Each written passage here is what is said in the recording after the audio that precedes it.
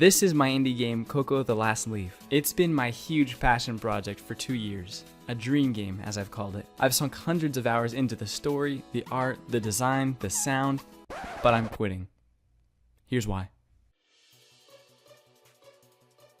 First, let me provide some context. So this is the first devlog I've made in 2 years. For those of you who aren't aware, I took a break from YouTube and pretty much everything to serve God by serving a mission for my church. When I published the video announcing that I was leaving for 2 years, I honestly didn't expect that there'd be anyone waiting when I got back. I kind of thought that I'd have to start from the ground up. But when I got home, I discovered that people had been waiting, even counting the months down until my return. I did want to express that I am super grateful for everyone who did decide to wait around. Obviously, having taken a 2-year hiatus, I had a lot of time to think. I was always super excited to get back to making games and making devlogs, but I realized that I needed to pivot a little bit. The last video I made before I left was about my journey learning game development. I saw time and time again that I was set back whenever I attempted to make a huge game before I had the knowledge or the skills to do so. I realized I was doing the same thing with Coco. In order to explain, let me review where this game even came from.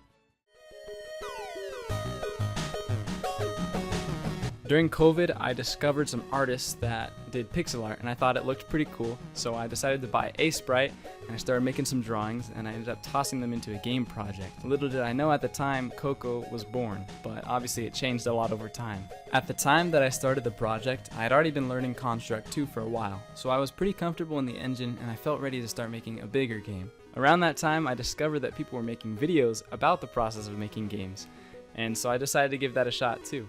Turns out, making devlogs is pretty fun, and I guess watching them is too, or none of y'all would be here. I actually watch your videos because I enjoy seeing you struggle. I pray on your downfall. I hope your game crashes and burns.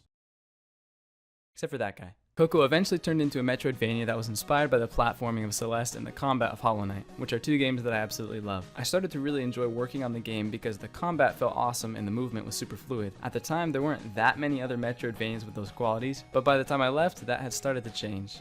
Here's the issue. Allow me to explain my theory of the Metroidvania conundrum.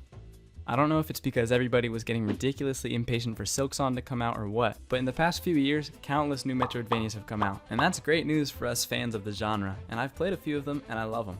But especially now, there's nothing special about my game. I realized that I could sink a bunch more time into Coco and finish it, or I could pivot. Obviously, I haven't been super up to date in the world of video games recently, but what I have been seeing is just a kind of general meh. And let me make it clear, that's just my opinion. You're free to play what you want to play. There's a lot of great indie games coming out all the time, but a lot of games are also just kind of copy-paste, and there's also a lot of just same old, uninspired stuff. And that's not to even mention the situation in lots of game development studios. Lots of layoffs, crunch time, and some not so great work environments. And then for many gamers, playing games just doesn't feel like it used to. Obviously, a big part of that could be that we're just growing up, but it feels like there's more to it. Another thing that I've thought about a lot is video games in general. Taking a 2-year break from playing games makes you do a little bit of reflecting. It feels like these days there's so many distractions and things that are just trying to waste our time, and I felt conflicted about contributing to that. Are video games just a waste of time? Personally, I don't think that they have to be. Anyone who grew up playing video games knows that deep sense of nostalgia and fondness thinking about the games that they loved as a kid. There have been worlds that inspired us, stories that carried us away, and characters that we'll never forget. Games have the potential to be a work of art, and I'll die on that hill. Stirring symphonies of music, stunning art direction, incredibly clever game design, and sometimes it's just a super fun way to kick back and relax with your friends. You can probably tell I'm pretty passionate about this. I feel like as humans, we need time to relax and unwind, time to be inspired and reflect. Lots of people find that through music, art, movies, or a really good book. I honestly don't know why video games can't be a part of that. Whether it's an amazing story with a beautiful soundtrack, or a super fun couch co-op game you can play with your buddies. The problem is the games that are money hungry, copy-paste, and specifically designed to be more addictive than a bowl of Reese's Puffs cereal. It's against the laws of nature. You can't be more addictive than a bowl of Reese's Puffs cereal. Reese's Puffs, eat it up, eat it up, eat it up, eat it up. So the reason I'm rambling on about all of this stuff is because it has to do with why I quit Coco. It's what I want to do next. The first thing that I realized is that I need to put on my big boy pants and step into the big world of 3D. That means I need to absolutely grind to learn Blender, which I'm already doing and I've been posting these shorts about them. I'm also trying to decide right now if I want to learn Unreal Engine or Godot, but one way or another, I'm going to be learning 3D. The second thing is that I really want to start my own indie game studio. I think that's like a little bit taboo to even say. Pretty much everyone is saying that now is like the worst time to start up an indie game studio, if there ever even was a good time. The market's oversaturated. You don't got the guts. Plus, your pants look stupid. Blah, blah, blah. I'm not very good at taking advice sometimes. My motivation goes back to what I was saying about the potential for video games to be works of art. I want to make games that inspire, uplift, and unite people. So I will be working towards that goal. The name of the indie game studio is pending, but there you go. That's my big goal. So that's kind of the focus of this channel, is I'm going to take you along the journey of me trying to accomplish that goal. That being said, if that's something that you're interested in, make sure to subscribe so that you can stick along for the whole journey, because I intend to bring you along every step of the way.